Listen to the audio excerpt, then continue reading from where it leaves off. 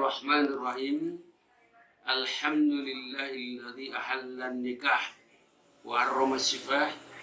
Asyhadu an la ilaha illallah wa la syarika lah wa asyhadu anna Muhammadan abduhu wa rasuluh. Allahumma shalli ala Muhammad wa ala alihi wa sahbihi wa man wala. Amma ba'd.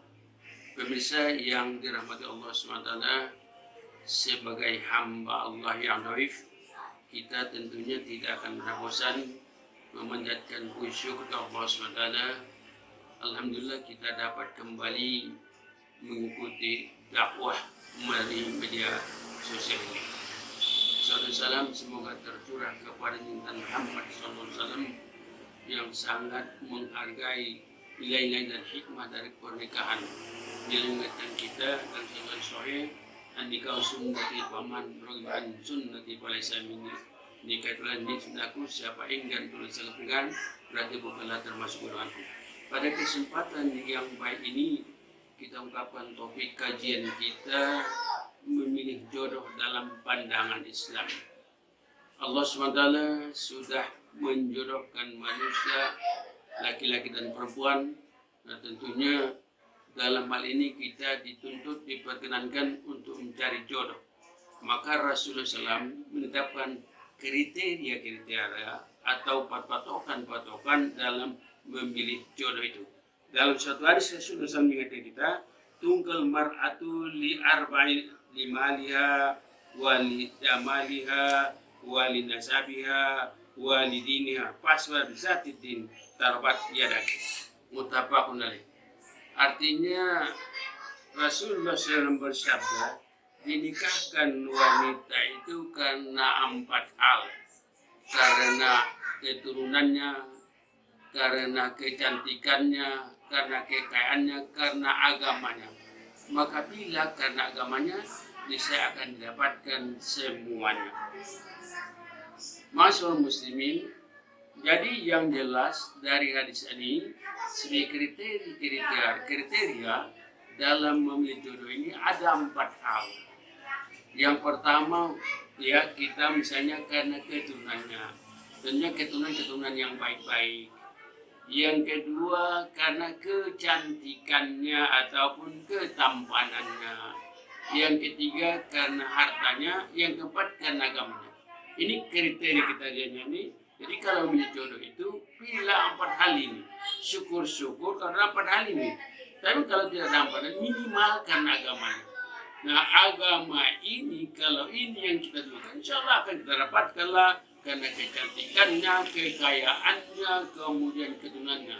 Jadi kuncinya karena agama. Misalnya karena kecantikannya kita lihat, kecantikan itu kan ada batasnya. Kalau umurnya seseorang itu misalnya sudah 40 tahun ke atas, tidak cantik lagi dan sebagainya. Jadi mungkin juga karena kekayaannya itu kan dia yang kata orang tuanya, tapi belum tentu untuk kita. Kekayaannya juga ya belum tentu berharga, bermanfaat dalam upaya nanti mewujudkan keluarga yang sakinah dan mawaddah. Jadi dengan kriteria ini, insya Allah nanti akan dapat terwujud keluarga yang samawa, sakinah, mawaddah.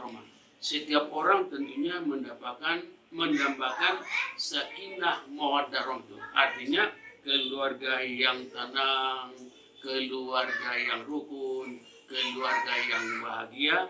Dan inilah yang selalu kita doakan di dalam doa kita. Apalagi istilahnya Allah sendiri sudah membimbing kita, wa min ayati an khalaqalakum min anfusikum azwajan litaskunu ilaiha wa ja'ala bainakum mawaddatan wa rahmah inna fi dzalika liqaumin yatafakkarun. Yang artinya sebagian tanda-tanda kuasa Allah SWT. Allah menciptakan dari istri, dijadikan di antara rasa cinta dan sayang, sesungguhnya demikian tanda-tanda orang yang berpikir. Nah, dari ayat ini dijelaskan wa min ayati an khalaqalakum, dan sebagian tanda tadi kuasa Allah SWT, Allah menciptakan, ya Allah menciptakan bagi istri. Nah, jadi dalam arti kata istri itu sebagai ayat Allah. Nah, tentunya ayat Allah itu harus kita muliakan. Di dalam hal ini setelah kita memilih jodoh, kemudian nikah itu sendiri ada pasangan suami istri. Pasangan suami istri itu ternyata ayat Allah. Maka kalau itu ayat Allah, nah ini yang harus kita pahami bersama, harus kita muliakan, harus kita junjung tinggi. Maka ketika seseorang sudah menikah itu merupakan ayat Allah, maka harus dijaga dengan sebaiknya, diwujudkanlah namanya sakinah, mawaddah, warahmah tadi. Lalu bagaimana cara mewujudkan sakinah, mawaddah, warahmah itu? Oleh Rasulullah memberikan semacam patokannya. Ada 5, ya. Tadi cirinya untuk jodoh itu ada 4, maka setelah kita misalnya dapat nikah itu ada 5 yang harus diamalkan sekaligus. Pertama, yang jelas pahami dan amalkan ajaran agama. Itu intinya, yaitu agama ini kita pahami dan kita amalkan. Jadi itu yang paling penting, mewujudkan samawa itu, yaitu pahami ajaran agama lalu amalkan. Dan insya Allah nanti kalau kita amalkan agama, rumah tangga kita akan sangat bahagia. Dalam menjalankan agama, misalnya kita sholat, ya kita ngaji. Bahkan Rasulullah sampai membimbing, mengingatkan kita bersama, nawiru buyutakum bisolatil jamaah wa qiraatil Quran. Hiasilah rumah tanggamu dengan membaca Al-Quran dan sholat. Yang kedua, yaitu menerapkan akhlakul karimah, akhlak yang baik. Nah, ini penting sekali. Di dalam rumah tangga diwujudkan kepada kita, dituntut untuk menerapkan akhlak yang baik. Misalnya bertanggung jawab, jujur, dan sebagainya. Lalu kemudian yang ketiga, yaitu bahwa harus menciptakan keharmonisan rumah tangga. Terciptanya keharmonisan rumah tangga itu tentunya kita saling memahami tugas dan kewajiban kita masing-masing. Itu hak dan kewajiban saling. Hak kita dan kewajiban kita.